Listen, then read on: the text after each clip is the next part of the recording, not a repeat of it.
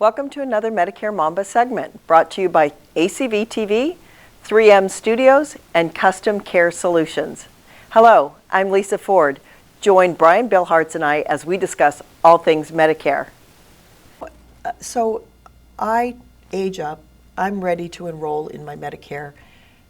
I don't know any local brokers, and I'm not employed. I don't have a lot of.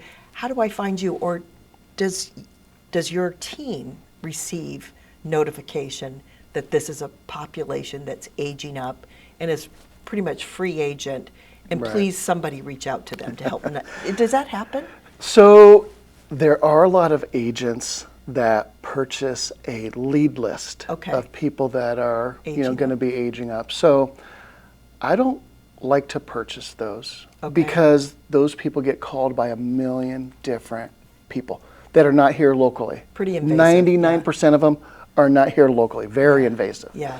So for us, at least as an organization, that's where we like to participate and be present in the community. Right. We have representation at all of the senior centers. Right. We work with mobile parks and senior housing, Coachella all Valley. ACV. Yeah. You know, we affiliate ourselves with these different organizations so that local people know, hey, I remember.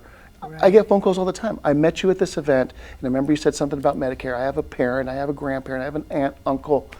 You know, so that's really part of why we like to be different than what everybody else is doing. We don't just want to purchase a lead list and just randomly, connect with strangers. We want to connect with people that are part of the communities that we live in and work in. Right.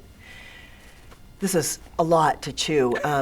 We talked through the parts, Medicare parts. We've touched on now the plans. We've talked about the two different periods of enrollment. Mm-hmm. The second one I had no idea. 40 years doing this, I didn't know there was a second period, but thank you for that.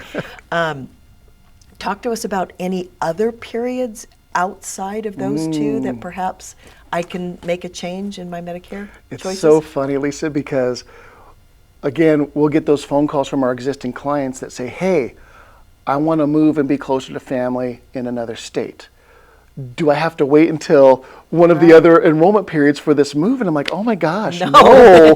Don't make your Medicare hold you up on, hold your life up. Yeah. So I guess the best way to explain is if you have some type of a life-changing event, there's service areas, specifically with the Medicare Advantage plans, the service areas are typically county specific. Okay.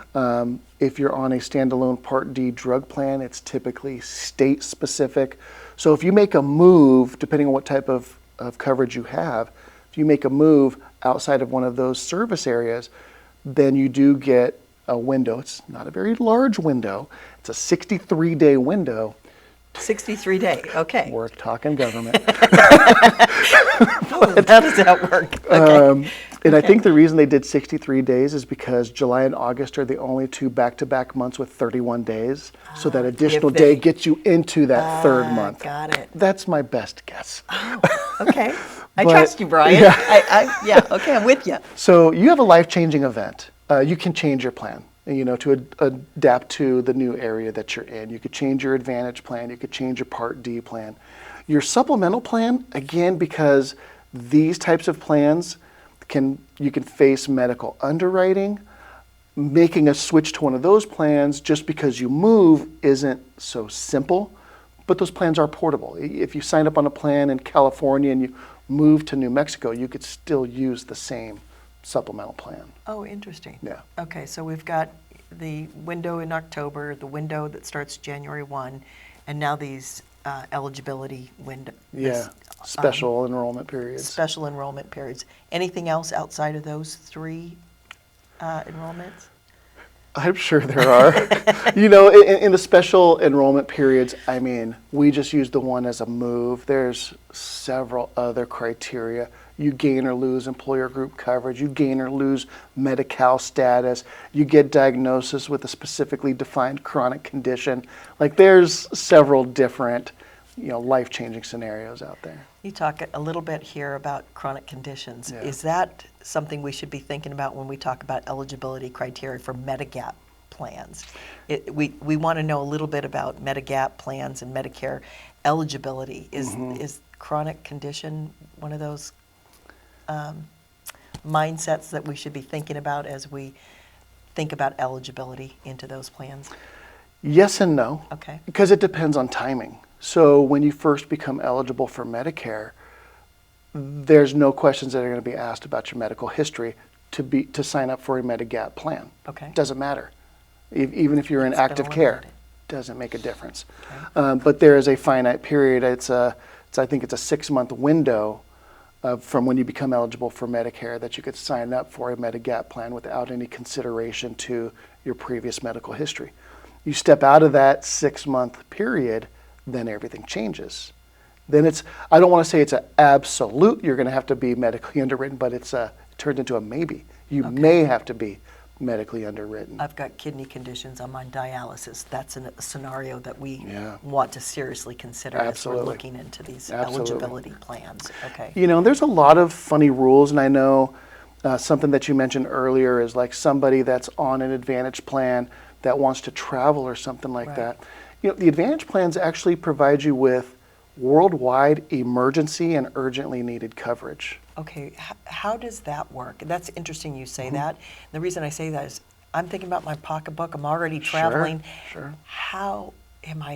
Should I be mindful that there's going to be added costs on top of my Medicare Advantage Right. premiums that I'm paying? Talk to us a little bit about that. So it's included. It's part of the benefit package. There's no separate, if you want to add travel insurance, you need to pay something different. It's all included under the emergency when you go to the evidence of coverage under emergency room and urgent care coverage. Interesting. So you have worldwide coverage. So consider this. If you're traveling within the States, you're visiting family in another state, Right. you'll be able to present them with your Medicare Advantage card wherever you are. Okay.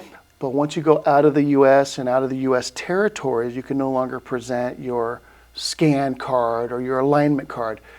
You're going to have to give them your MasterCard. Okay. All right. It all works on a reimbursement basis. Got it. So when I get back to the state, Yeah. I turn around and I submit that? Yep. Okay. Submit your bill. Right. Submit, proof of payment. Right. And in some cases too, you have to have it medically transcribed if it's in a different language before you So submit it for reimbursement. And I should do that before I get back. Well, if you can, Come back with it. absolutely, Okay. absolutely. All right.